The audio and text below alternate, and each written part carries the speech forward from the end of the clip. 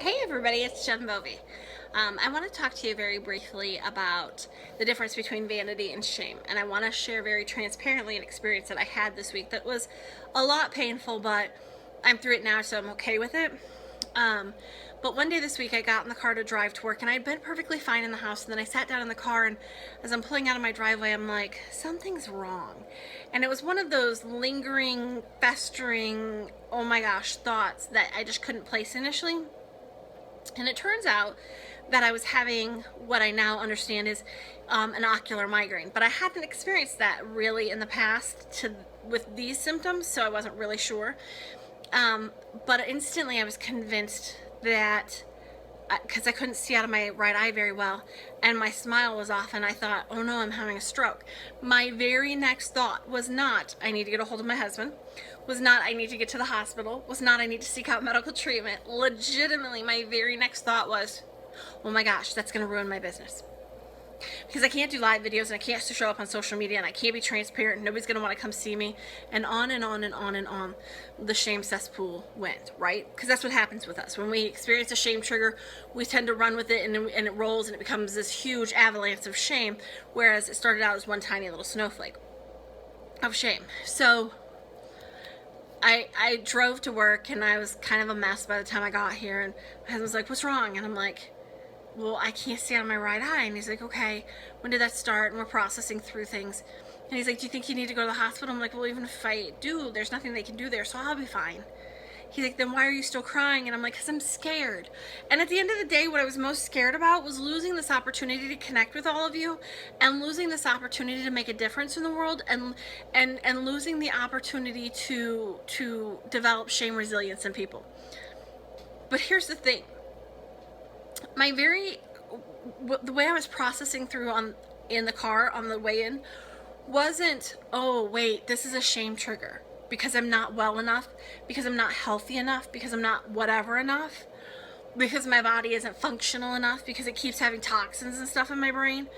That was not my thought. My thought was not, okay, this is a shame trigger, and I'm going to process it through like I do with shame triggers.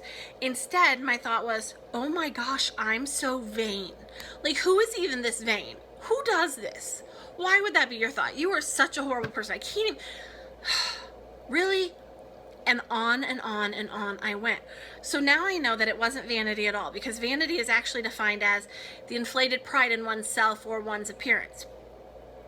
If you've met me, you know that's not me.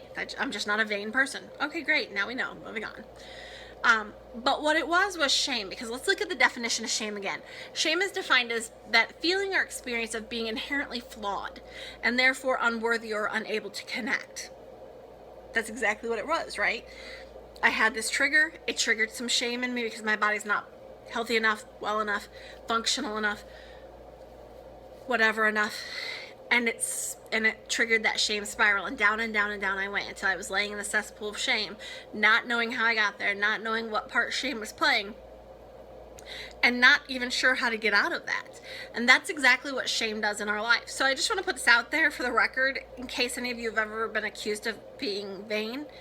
I'm gonna wager if you're on my mailing list, you're probably not a vain person. You probably don't have a lot of vanity, but you might have some shame. And so let's work on that. Let's work through that. Let's resolve it. Shame resiliency does not come easily.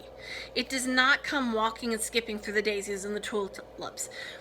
So many of the women I've worked with, which are hugely brave and strong and inherently resilient women, have developed massive amounts of shame resilience because they've been willing to do the work, because they're willing to put one foot in front of the other, because they're willing to look at the ugly truth of the impact that shame has caused on their life, as well as the payoff for holding on to that shame. So I'm just going to go out on a limb and say, I'm not a vain person. You're probably not a vain person. But we do have some shame issues to work through and resolve. So I just wanted to hop on here and let you guys know that that's my experience with vanity, that I am not a vain person, so vanity is not really even experienced there. Thanks for joining me. Feel free to follow me on any of my social medias. Just look for Jen Bovey or Jen Bovey LCSW. Thanks a lot and have a great day. Bye.